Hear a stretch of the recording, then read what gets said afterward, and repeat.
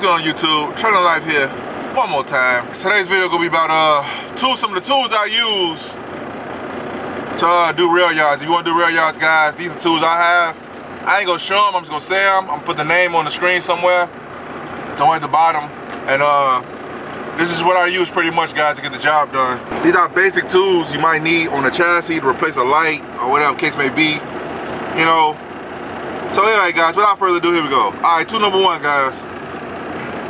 I use vice grips. Vice grips. The reason I got vice grips, if you got 2 pair of vice grips, that's cool.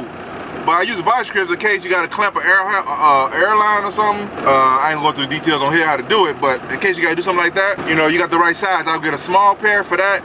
Now I'll get a bigger pair. So you know how sometimes you pull the tandem slide on a 20 or a 53. You pull it, that little lever. Sometimes they don't stay out, so you put some vice grips on there to hold it. And so you better slide your tandems without having somebody hold it for you, or trying to rig it up another way. You know what I'm talking about? There's other ways to do it, but I found out that way to be more accurate. You know what I'm talking about? Tool number 2 that I use, guys. You might not think you might need this, but I'm telling you, man, if you don't use this, something ain't right with the situation. Duct tape. Get some duct tape, guys. Keep some duct tape on deck, guys. Duct tape does wonders. Let me tell you. It seals trailer holes with some napkins and stuff, you know what I'm saying, if you got no trailer tape. Now, if you get some trailer tape, that's cool. Keep that on deck, too. If I'm finna let it make it happen, baby, you make it happen, it ain't gonna happen. But anyway, some duct tape. Keep some duct tape on deck, guys. Another thing I use, guys, is duct tape, and also, too, a real strong flathead screwdriver, or something like this, like a chisel. Now, I got this one right here with me, guys. Only reason I grabbed it, because otherwise, I'll show you pictures of the other ones, too. But yeah, something like a chisel. The reason I got this chisel is it could take a beating, and also cause the lights, they got rivets, they got like round little circle rivets in there. With a flathead chisel, you can put the chisel on there, hit it with a couple times with the hammer, the little rivets pop out, guys. The little rivets pop out, and you can pop out the light, pop one in real quick. And you got to trying to mess around with trying to chisel the plastic part away to get the light out, guys. So a chisel. My next point, guys, is a hammer. Now you can use a household hammer.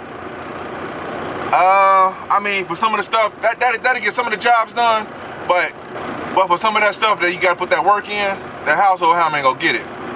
Man, I had a big 4-foot sledgehammer when I first started. Anybody been following me for a while, you know, Mr. Sledgy. Rest in peace, Mr. Sledgy. Man, I left that Sledgy somewhere, man. I almost cried, man. And that thing showed up and showed out, boy. But anyway, I ain't cry with spoiled milk. So I replaced it with a small, like a little 2-foot sledgehammer. It do the job, but it ain't nothing like Mr. Sledgy, boy. Mr. Sledgy brought him down to his knees, baby. To his knees. Anyway, I'm back. So yeah, a sledgehammer, guys. So when you have them stubborn pins they don't want to lock, or you have them tandems they don't want to slide, you can use some brute force to it. A sledgehammer, guys. That'll work too. Only reason I'm showing you these right now because I got them in my truck. But if there's outside in that cold, it's cold out there. I ain't trying to go to that box. Anyway, this. An air gauge. Now, preferably, I like the one where it's straight. Like it's straight up and down. Then it had like this little part right here. When it's straight up like this, then it had a part right here. Because the one on this, when it's on an angle like this, guys, you got to kind of like really get it in there to kind of get it. That's an air gauge, guys. So it's good to have one of them on deck. If you have one of them, you must absolutely have our air hose. You're gonna need air hose, guys, when you get to them yards where somebody didn't show that chassis some tender love and care, and that tire looking a little low. You can take care of the business, man. Air that boy up and keep riding. So yeah, guys, for the most part, that's all the stuff you really need, basic stuff. Oh, if you could, it's not a necessity, but I would keep it in my truck just in case, like a little 100-piece tool set. You never know what kind of tool, what size tools you might need to adjust brakes or to adjust other things, you know what I'm talking about? In case you gotta rig some stuff up, you know what I'm saying? But I would keep that on deck anyway. This is good to have a tool set anyway, you know, have on deck. You might not use all the tools in there, but you might need a crescent wrench for something else, or not a crescent wrench, but like a little wrench for something. You know what I'm trying to say.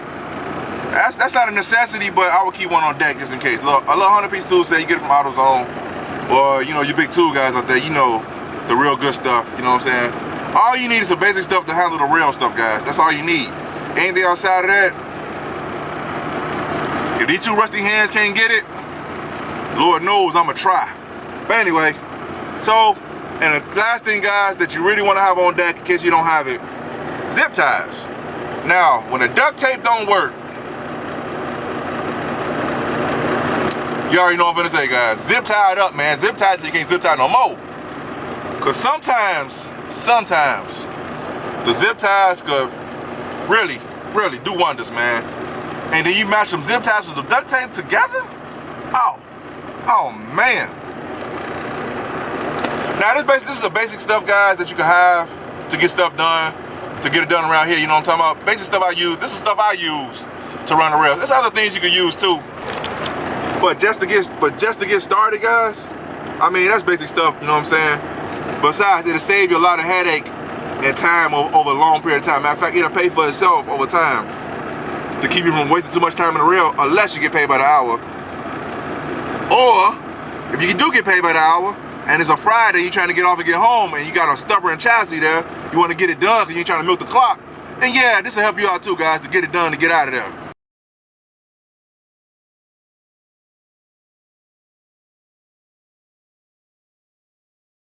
But you already seen the previous clip, guys, so I ain't gonna go into details about that.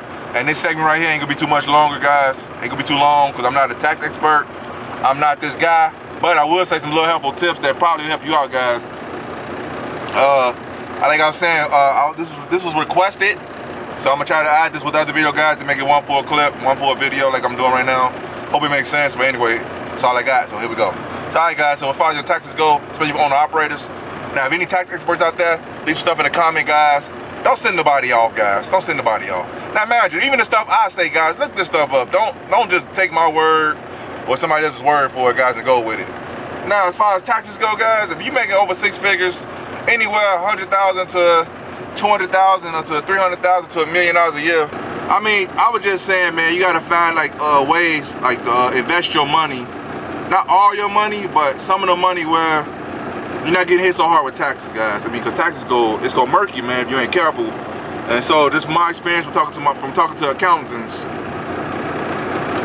Is invest your money in like tax shelters, guys. If you don't know what a tax shelter is, you got a big old Google machine, man. Google up tax shelters and what works for you. Now I ain't saying go broke trying to spend all your money so you avoid taxes. You're not avoiding taxes, you're just trying to figure out ways to diversify your portfolio. You know what I'm talking about? And tax shelters is a good way. And this is something that's set up by the government. The government put these rules in place. Just a lot of people, the average person, don't know it. You know what I'm saying? A tax shelter is like an online business, a home-based business, so you can write off more stuff. Like you can do Uber and Lyft in your personal car, part-time. So if you got a card note or something, you can write your card note off because you're using it for business. You know what I'm saying? Stuff like that. Them tax shelters, guys, they help you out. It's an income producing asset, and also it's a form of a tax shelter. Other forms is like investment in real estate. You know, I ain't get all detailed on here, but there's a lot of ways, guys. YouTube tax shelters and different things, guys, that you could invest in. It's gonna yield you a return over time, probably like online courses. When you're in the truck all the time, have an online course playing in the background, guys, on the phone throughout the truck while you're working or while you're driving. You can invest your money and time and stuff like that too, guys. And that stuff is write-off. It's tax write-offs when you do it up on your business. You know what I'm talking about? But anyway, I won't go into details, guys. I thought I'd touch on this a little bit because I'm no tax expert. I'm nothing like that, guys. You can do the research on your own. This was requested, so I thought I'd share a little advice with you guys. Any tax guys out there, you guys know how this works. Leave comments below, guys. Help each other out. And like I say, guys, no matter who leave a comment, including this guy here, research on your own, guys. Do this at your own risk. I just say that. I'm not liable for none of that stuff. I'm not responsible for this. I'm just giving my little piece of advice. You know what I'm saying? This is my opinion.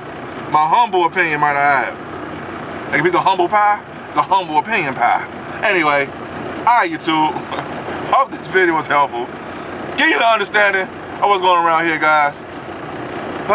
Man, and I'll see you guys next video. Peace.